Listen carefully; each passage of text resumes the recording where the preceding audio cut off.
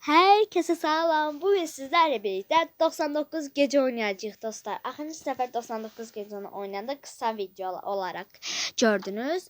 İndi isə uzun video olarak da görəsiniz. Bir dəqiqə dostlar, gəlirəm dostlar, nə olar. Və dostlar, Yakut sandıq açdım bu anda. Yakut sandıq. Bu çıxdı son 100 dənəymiş, pardon. Mənim biləm sonsuzdur. Çıxdı, çox maraqlı və necə də oynayaq dostlar. Önce birinci gündəyik. Nələr çıxdı birinci gündə? Yakut sandıq. Yuh da. Yani yuh. Bu kadar tez bir zamanda. Şok. Ay bir dakika dostlar, geldim. Dostlar gidelim.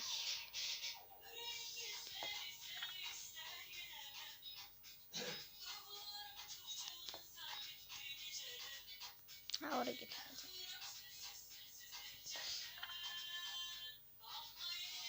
Altın sandığını açmışam galiba ama dostlar, ben Yakut sandığı açtım. Orada da Yakut sandığı açmışam da. Yakut sandığı ben oradan açtım tabii ki. Kimse yok orada. Alfa kurtlar var dostlar.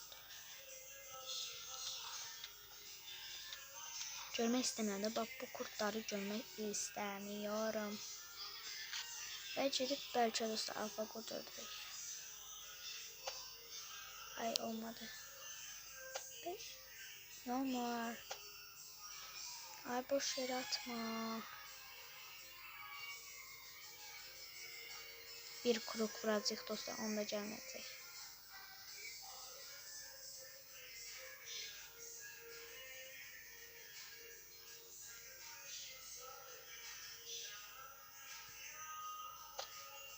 Belki öldür.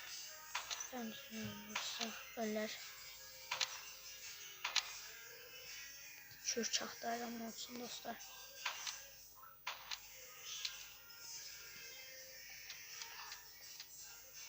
Öf. Ya. Yok, bildiğimiz kurtu bu.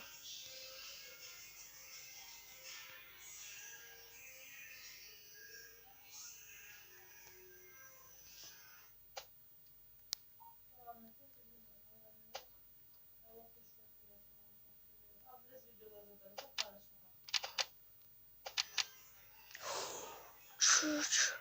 Dostlar, Allah alfa kurt çüçü çıxdı. Çok şanslıyım da. 88 sayımız qaldı. Olsun da 3-cü gündə nələr yığırıq biz? 3-cü günə. Ne olar, gecə düşməsin deyəcəkdim. Gecə çatım deyəcəkdim amma artıq gecə düşdü dostlar. Dostlar, mən oyundan çıxmaq istəyirəm. Dostlar, bilirsiniz niyəm? Mən idmana gedəcəm. Onun üçün evdə qalmaq istemiyorum. Ve birazdan videomuzu bağlayacağım dostlar. Ve hemen her şeyimizi bırakıp bırak ve bunu bırak dostlar, ve videomuz bu kadar istedim. Videomu sizler öpürəm ve sizler sağ olun. Bye.